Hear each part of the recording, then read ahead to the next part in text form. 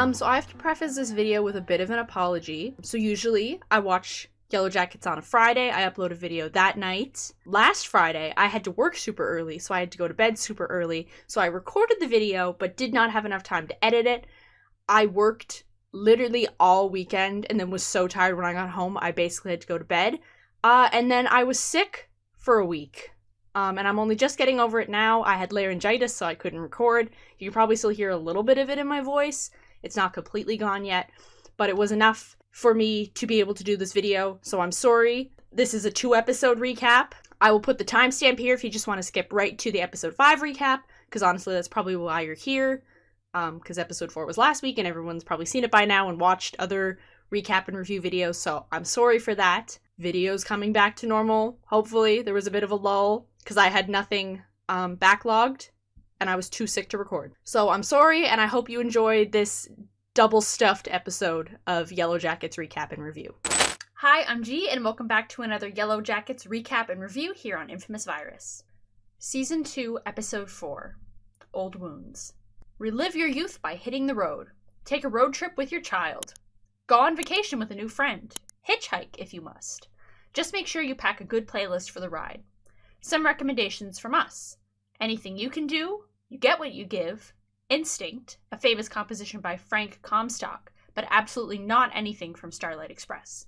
So I would like to preface this that I got really, I did method acting for a YouTube video, I guess. I'm dressed about as 90s as I could do with my wardrobe. I have my authentic tattoo choker on from my emo phase in the 8th grade. My hair is done a little bit 90s-ish, I guess. I don't know. I didn't have any butterfly clips. I wanted to do butterfly clips, but I didn't have any. Then I just threw a flannel on. I also have here a Yellowjackets inspired drink. This is limoncello, prosecco, and lemonade. It only is a Yellowjackets drink because it's yellow. So this episode was quite enjoyable for me because of one of the needle drops in it, which I will talk about much later. But yeah, I really enjoyed this episode. It opens with, a little recap of how Thais's been doing, which is, it's not great. We don't really see a whole lot of an adult Thaisa this episode, being like herself, really. We get a lot of like non-dialogue-y scenes and stuff. This is more of a traveling episode for her than like a character building episode. So speaking of the opening, Alanis Morissette did the opening for this episode, which was so exciting. I almost wish I didn't go on social media today, because when I opened up TikTok this morning, that was the first TikTok, was the Yellowjackets account posting that Alanis Morissette did the opening for this episode. And I almost wish I had just stayed off like TikTok and Twitter all day, because I got spoiled for a couple things in this episode before I got to see it. I've been lucky the past couple Fridays, and it's been a snow day for me, so I haven't had to like go to work, so I watch it in the morning as soon as I get up. But today I had work, and it was not a snow day. It was a beautiful day,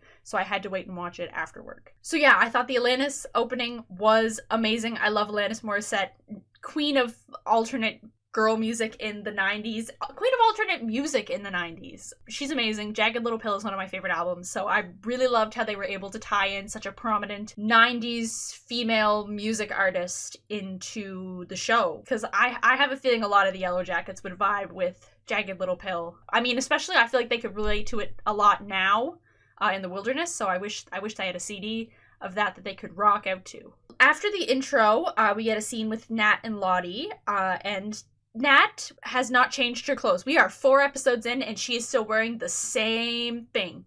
And I'm just wondering if she's doing it out of rebellion, or are they just not giving her clothes, or is she like doing like a stink strike, like a hunger strike, but for bathing? Maybe she smells bad because she isn't changing her clothes. If she is washing her clothes, what is she wearing while she's washing them?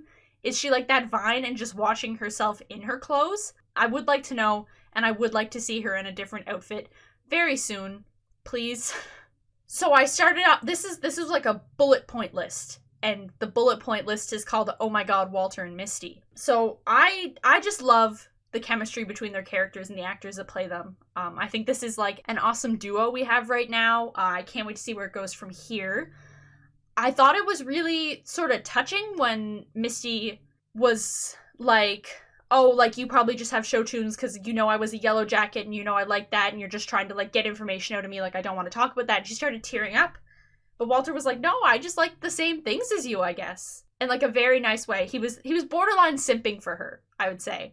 I had this realization while I was putting my ensemble on for this video, where it would be so cute if Walter and Misty had all these things in common and they ended up together. However, I am a little bit worried that maybe he is not a good person and is lying to her, because this seems like the show where no one is allowed to be happy. So I feel like something is up. But I don't want something to be up, because I think they're really cute together, and I like it, and I like the scene later in the episode, and I'll talk about that. So then we get our wilderness stuff, and there's a bird skull in the soup, so obviously they have eaten the birds that crashed down from the cabin last episode. Before they had mentioned the line about not getting sick from eating the birds, I was like, were they worried about avian flu? But I guess you wouldn't really care if you were that hungry. And I mean, avian flu has always been a thing, I think. So I don't know, I was just worried they were all gonna get super sick from the birds, but they didn't get sick from eating human flesh, so I don't know. So Shauna finds out that Callie has not been going to her friend's house to stay over, like she's been telling Shauna she has been. So Shauna goes through Callie's room, and I think it's really funny that this show is set in like present day, so probably like 2022-ish, and Callie, who is like a modern day teen, has a Keep Calm and Marry Harry poster up on her wall above her bed, and I don't know if it's Marry Harry as in Prince Harry or Harry Styles, but either way, I have not seen someone have one of those in their room since 2012. So I think the set designer for Callie's room needs to go see some modern teenage girls' bedrooms and look into it, because I feel like a lot of stuff from the 90s actually got teenage girls' bedrooms really right. But I feel like not a lot of work was put into Callie's room, maybe? I mean, we're not in there a whole lot because the show's not about her. But yeah, I do. The Keep Calm and Marry Harry poster is very dated. That is a very, very dated thing. No one does the Keep Calm and XYZ thing anymore. No one has those anymore. That is old. That is old, and we do not use those anymore. So Misty and Walter go looking for Natalie at the farmer's market, because that's where the People Purple cult sell their honey. And I was really excited because I thought we were going to get like a Misty and Natalie reunion in this episode, because I know Misty's quite distraught that she's not heard from any of the other Yellowjackets. And her and Natalie spent a lot of time together last season. So I was really hoping there was going to be a little reunion. And then also Taissa just hitchhiking in Ohio. Her phone still had battery, so I don't know why she didn't just, like, get an Uber or something, or, like, call one of, like, the mobile gas trucks to come bring her gas. I mean, I don't think she's in a great state of mind right now, and I think if your evil self is, like, taking over your body and driving you to a different state, you probably shouldn't be behind the wheel. And when she's talking to the truck driver and she picks up the nudie pen, and we get this very close shot of the nudie pen revealing the clothes, and she says, how much for this? I have a feeling she's going to give that pen to Van, because I feel like Van was definitely known as a lesbian before she got with Taissa. I feel like that was just a thing that was just known, even before the plane crash. So I have a feeling she might give that to Van as a peace offering, because I feel like based on the little bit of strain in their relationship right now in the wilderness, I feel like they did not break up on good terms, and obviously haven't spoken since then, because I'm pretty sure Van just, like, disappears after the plane crash, like, relocates and stuff. At least I don't know if I read that online or if that's been confirmed or whatever.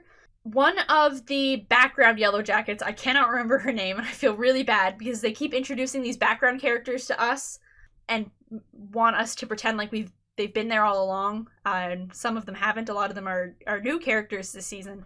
But anyways, one of them finds a mouse and keeps it in her pocket, and that's just like a wilderness Tamagotchi. That's what I wrote for my little note for this. I wrote wilderness Tamagotchi. I'm very proud of that. And I hope when the mouse is revealed as a pet or whatever, I mean, Tamagotchis were a thing there, so I hope someone says that. I will be very proud of myself if they do. So Shauna picks up Callie and drives her to the middle of nowhere where there's no cell service, and then does this, like, mom interrogation thing with her.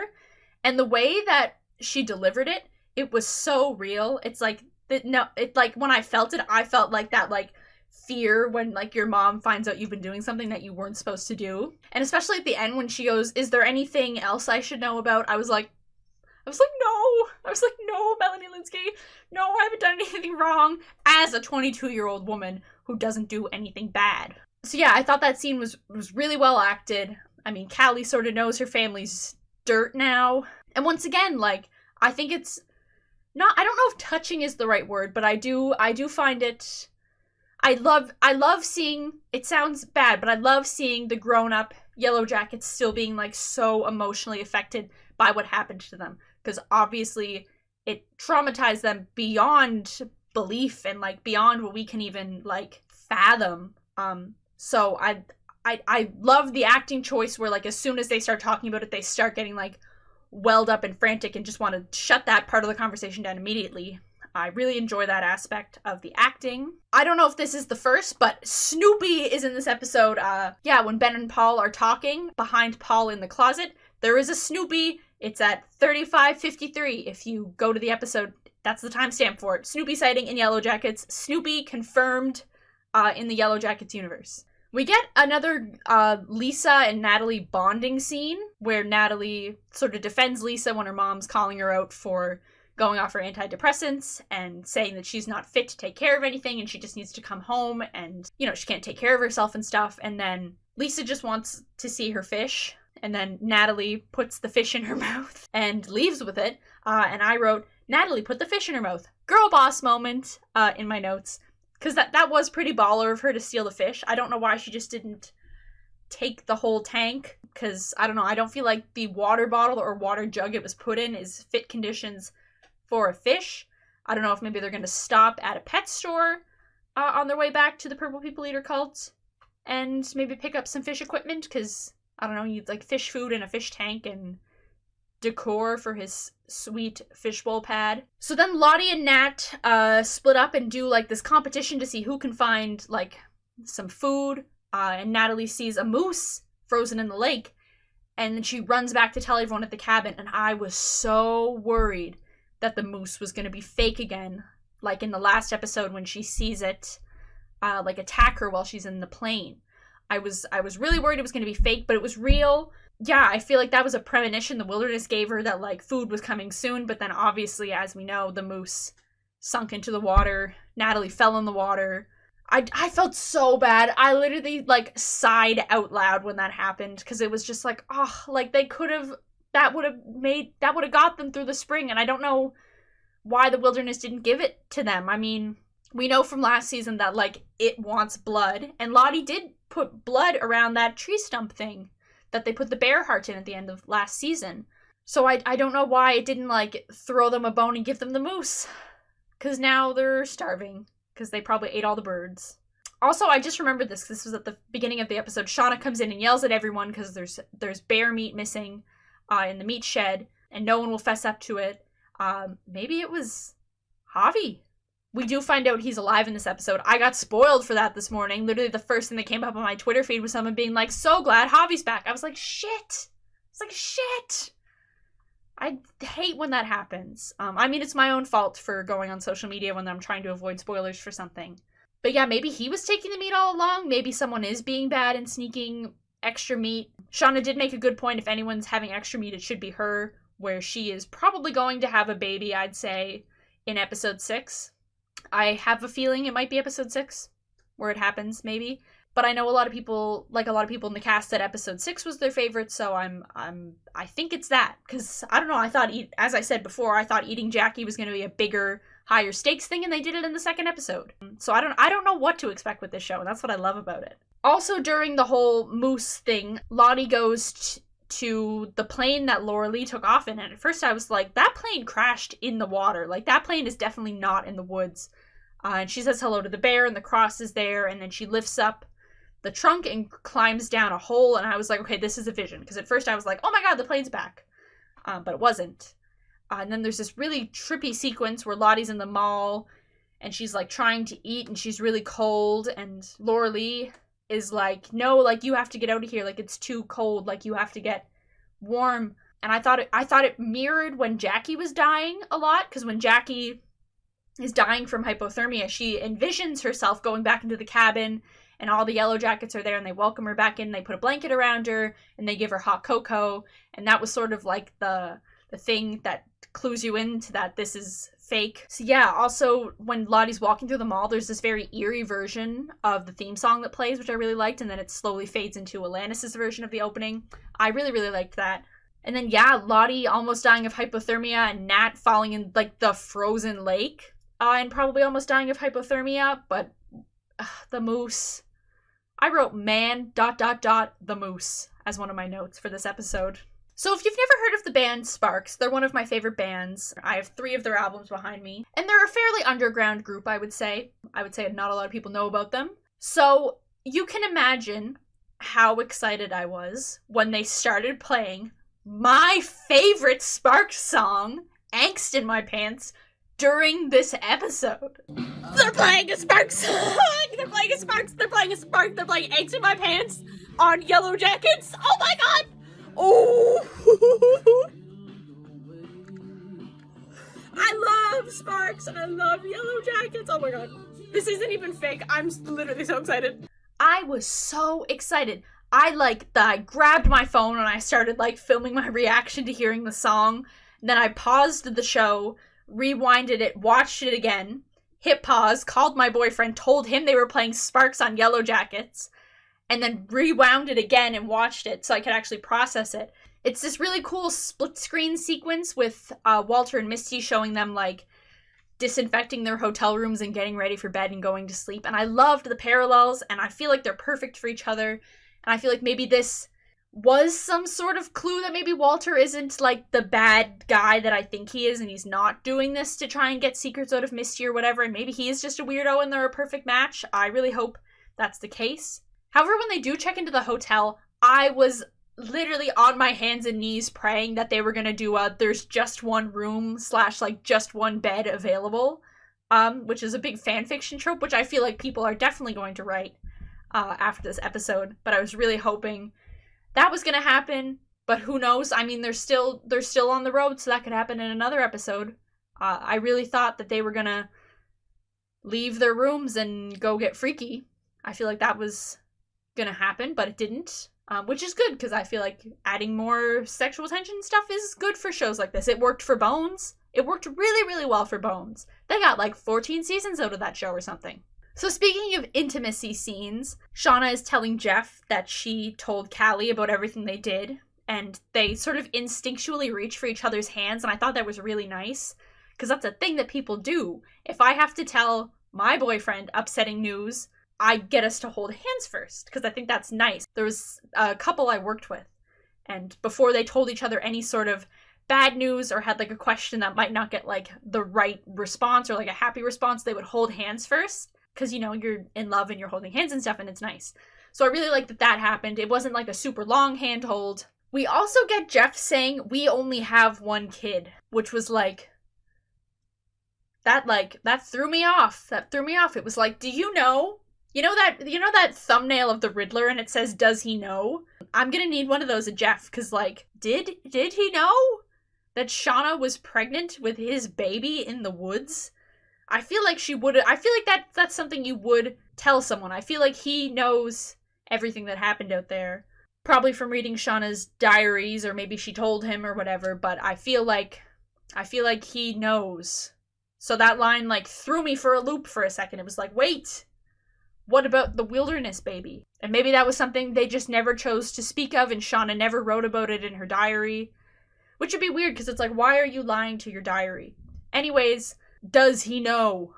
So Lottie gets back to the cabin in the wilderness and she's freezing, and Natalie's in this hot bath that they make her to warm her up, and then they put Lottie in it. And I had a science question, which was, I feel like when people are experiencing hypothermia, I feel like you're supposed to warm them up gradually. I remember we had an Arctic freeze where I live back in February. We have outdoor cats. We did bring them in, so they were fine, but we were looking up research if one of them stayed outside, how do we warm them up if they came inside, or if we found one of them outside, what do we do to warm them up? And it was you gradually warm them up, you don't plunk them in a hot bath right away, because that shocks them and kills them. And I feel like it's the same for people. I feel like you're not supposed to throw them in a hot bathtub right away. I feel like you're supposed to warm them up gradually. Maybe they just did that off camera, and maybe by the time they'd gotten back to the cabin, Lottie had been semi-warmed up from the girls carrying her and being close body-wise, and stuff. Maybe they had her by the fire for a bit while they rewarmed up the bath or something. Not totally sure on the logistics. So then Lottie is at her desk in the present day, and she's going through these little gratitude cards from her cult members. And she keeps seeing this queen card that's all like dirty and crumpled, and the eyes are crossed out on the queen. And I was like, queen? What other things in this show have the word queen in it? Oh, the antler queen. So my statement, Lottie is the antler queen from episode 1. That is my political statement. She is the antler queen. She's leading a cult now, so she's their queen. She talks about queen bees in another episode. I feel like Lottie is the antler queen. I would also really like her to stop cutting her palm open. I know that this is not a good place to cut. There's a lot of nerve endings there. The skin isn't super thick there. And I remember during my Tumblr days, like on Supernatural, they always cut their hand a lot. And I feel like I read something that was like, you're supposed to cut like a more like this part of your skin or whatever, like cut somewhere on your leg, or like a more meatier part of your arm or whatever. Yeah, I mean, Nat was smart when she cut her leg to do Javi's pants, because obviously she chose her leg so that no one would see it, but also I feel like it was a less vital place to cut. At the end of this episode, we see that Javi has returned to the cabin. He's very out of it, and obviously, like, I think anyone would be. I'm interested to see if he starts talking the next episode and tells us what he's been up to this winter.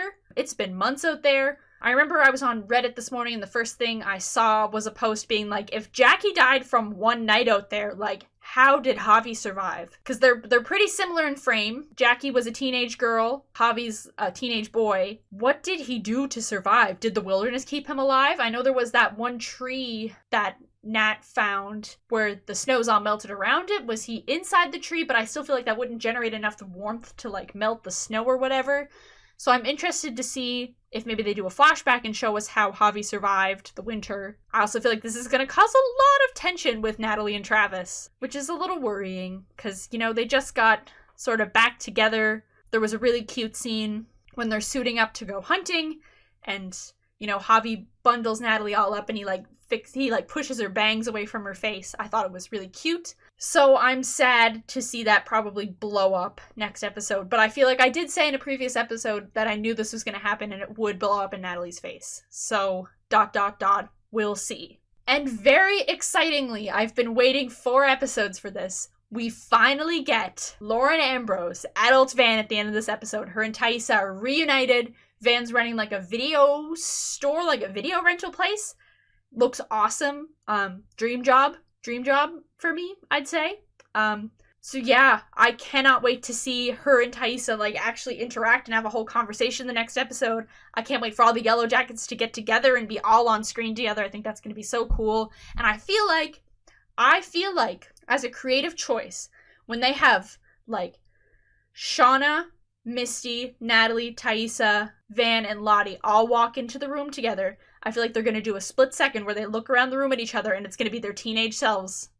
I feel like that's going to happen. I'm placing my bets on it now. So overall, I love this episode. I love that they used a Sparks song. That was literally so exciting. Highlighted the episode for me. I love that song. It's from this album here, Angst in My Pants. Go listen to it. My favorite Sparks album, 10 out of 10. This one's Number One in Heaven, my second favorite, and then Kimono My House, my third favorite. Go listen to them. They're awesome albums. Watch their documentary, The Sparks Brothers. Best documentary of all time, dare I say. Buzz, buzz, buzz and stuff. Go Yellowjackets.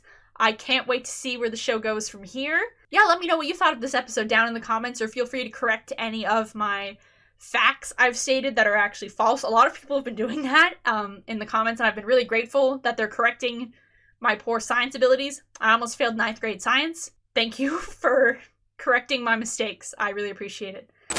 Season 2, Episode 5, 2 Truths and a Lie. Okay, fellow jackets, rise and shine and don't forget your booties because it's cold out there. Misty makes a leap of faith for her bestie. Natalie and Lottie play a game of surrender. Shauna finds herself unexpectedly randy, and Ty seeks out a movie recommendation. So after the hellish week I had of being sick and having no voice, I was very excited to end the week from hell with my favorite show at the moment. So I was very happy for this episode. Still riding on the cloud 9 of Sparks being played in the last episode. At the very end of episode 4, we get introduced to adult Van, played by Lauren Ambrose.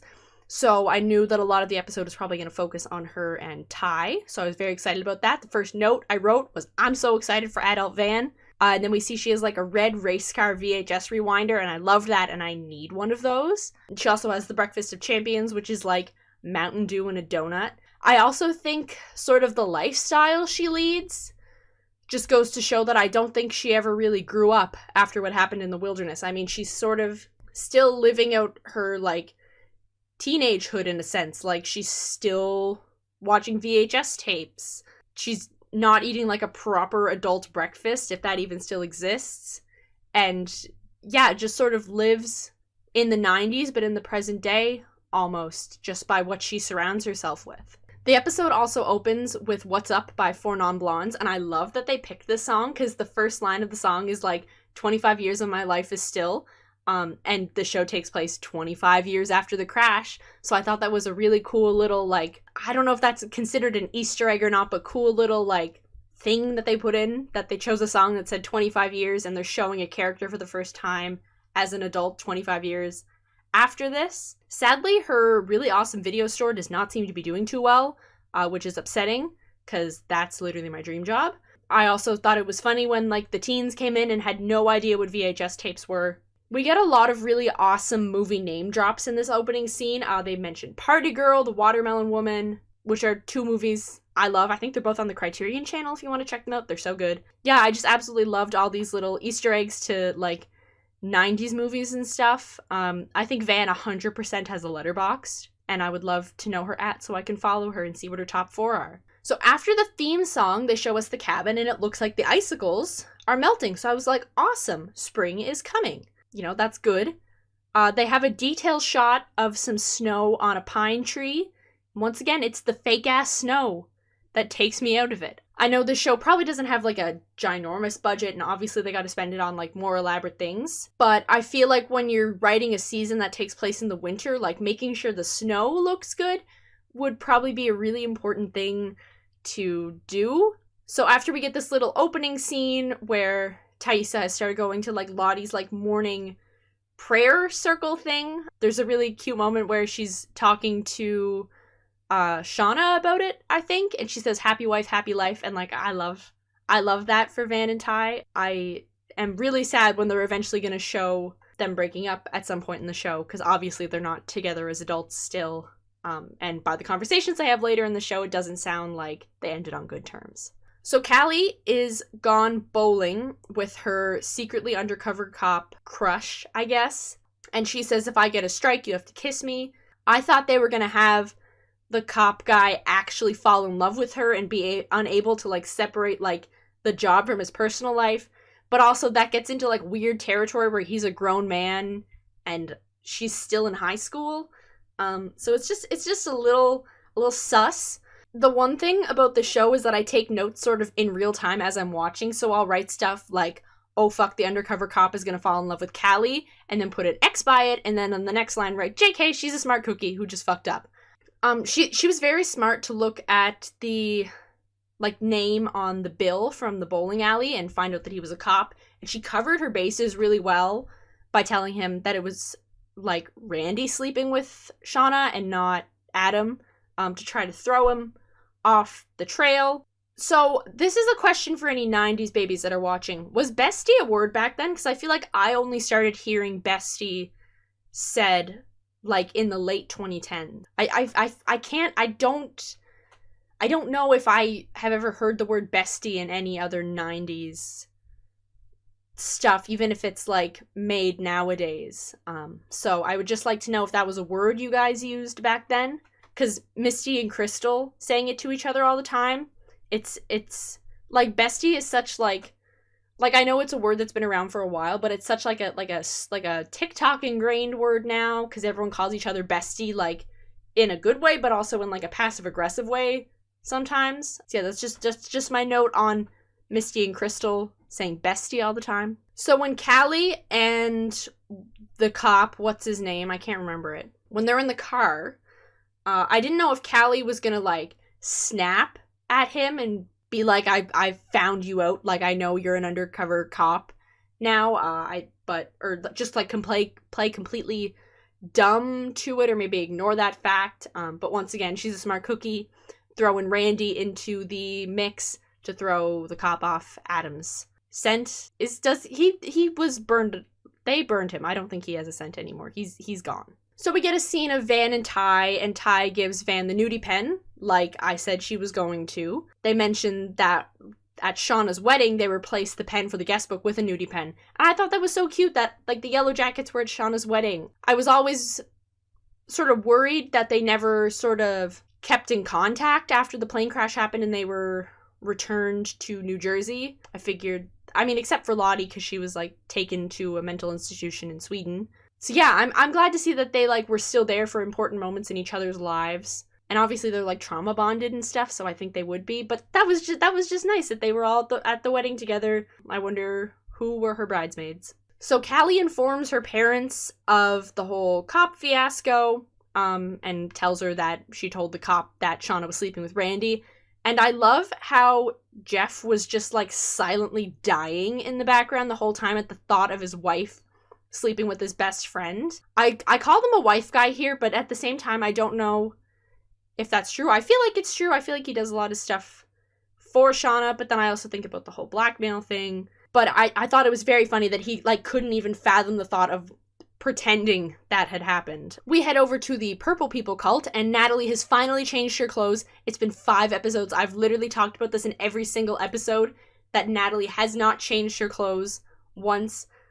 So I'm so glad to see her in a different outfit. Then we jump back to the wilderness, and I just want to give like a round of applause to the casting directors for the show, because the actors for Travis and Javi look so much alike. Like, they look like they could be real life brothers. So I think that was an awesome casting choice because they look so much alike, and I really enjoy that. So Misty and Nat get reunited, and I've been looking forward to this. I thought it'd be a little bit more nice, but Natalie sort of snaps at Misty, and rightfully so, because, I mean, they're both doing their own sort of investigation things right now. I know they were never on, like, great terms, but I think that hanging out with Natalie for most of last season was really good for Misty, and she, you know, had people to talk to and stuff, and she cares a lot about her friends. Granted, she's a little bit cuckoo, but I thought it was nice, and I was hoping the reunion was going to be a little bit more nice in subtext, maybe, but Natalie just totally shuts Misty down, and is freaked out by Walter being there. So Misty and Crystal go to dump I thought they were only just pissing in the bucket, but it looked brown, so I guess they're shitting in it too, because I wrote, not the poop bucket, as my note for this scene, and then leading up to it, I wrote, oh shit, is Misty gonna tell Crystal about the black box? And then that whole scene plays out, and I was like, this would be so much more effective if the snow wasn't the size of packing peanuts. The snow falling on them in that scene, they were literally, like, that big, like, huge snowflakes that just, like, I feel so bad criticizing this show, but the fake snow is really getting to me.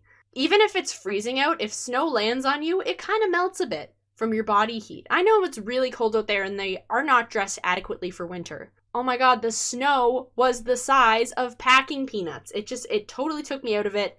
And then Crystal slips and dies and falls down the cliff with the poop bucket. And I was distraught of how Misty was going to tell the others, because Crystal basically told her that she's a bad liar.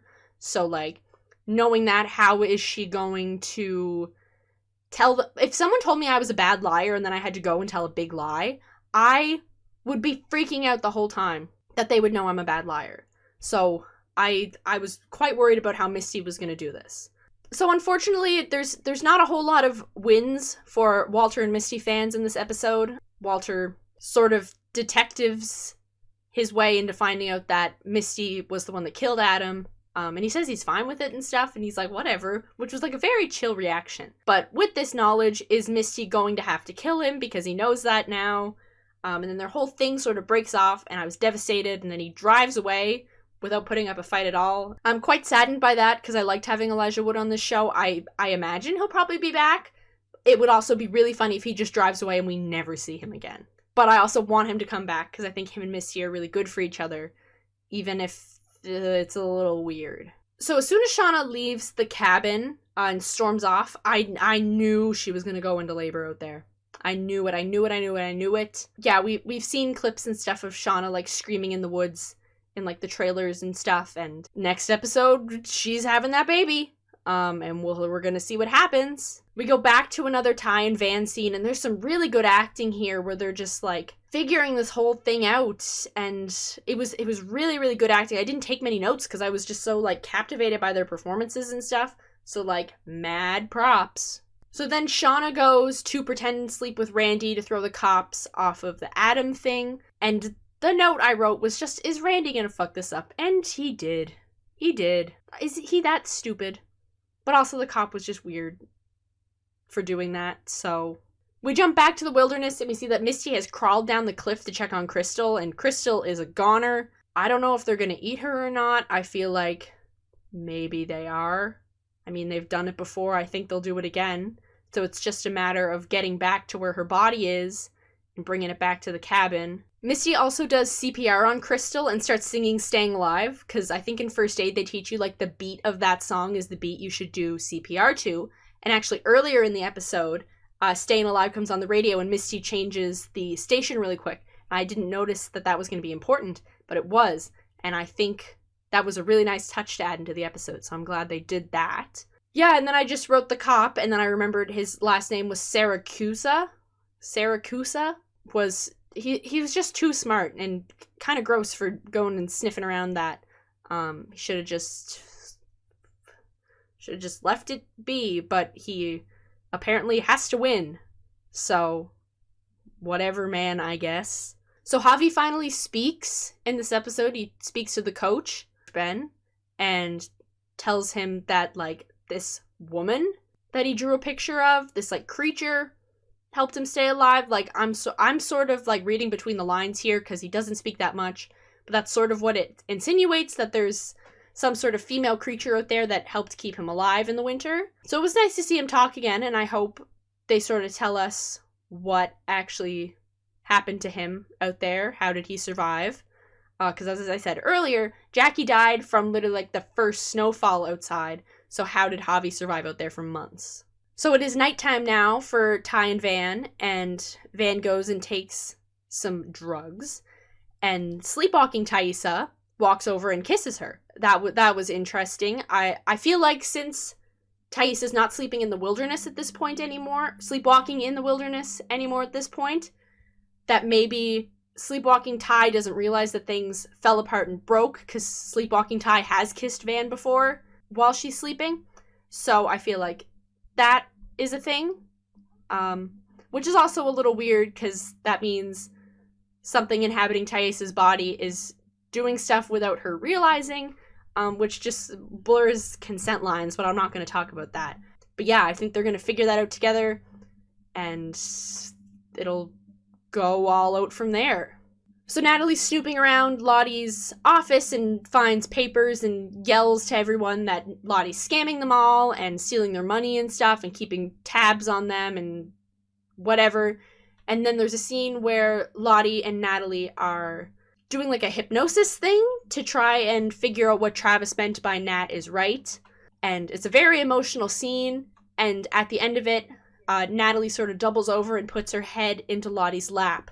But as she does that, she sort of reverts to her teenage self, and it's Sophie Thatcher that we see. And I think that's something, there's some sort of metaphor there for women always being teenage girls at heart, and I think it's so true. Like, I will probably still think of myself as a teenage girl till I'm like 26 or something, because I feel like so much happens during our lives at that point that it's such a big part of our life, but it's such a small part of our life, and I feel like the things that happen to you there are carried with you your whole life. So I feel like that was a really, really beautiful choice they did. Because, like, at their cores, I think all of the Yellowjackets are still their teenage selves, but they learned how to, like, do their taxes or whatever. I don't think they're actually adults in a sense. I think they're still their teenage selves, but they've just learned adult skills. I think all adults are sort of like that. But yeah, I think there's something special about women still being their teenage selves and teenage girls at heart. So I was right, and Shauna does go into labor at the end of this episode. So we're getting that baby. I mean, there's a week-long break in between the episodes, which is like throwing me off. Because what am I going to do next Friday? What am I going to do next Friday when I get home from work? But yeah, and then our biggest question of the season will be answered if they're going to eat the baby or not. So we'll find out about that. I made one note sort of after I watched the episode, and it was, did Misty end things with Walter because she's afraid of accidentally killing someone she cares for and relates to so deeply again? Because that's what happened with Crystal. So I feel like it wouldn't be completely out of character for Misty to push away people that she is close to and like has a really deep connection with. So I hope Walter comes back. I hope he's not a bad guy, because, I don't know, big Elijah Wood fan, and I'm really glad to see him on the show. I think he's perfect for the character. I think the character is perfect for Misty. So yeah, I think that's gonna do it for this week's recap. Once again, apologies for the delay on the episode 4 recap. It will not happen again, hopefully. But yeah, let me know what you thought of this episode down in the comments, or feel free to correct any of my incorrect facts I may have given. Make sure to like, share, and subscribe, and I will see you probably tomorrow with a new video. Thanks so much for watching, and stay groovy.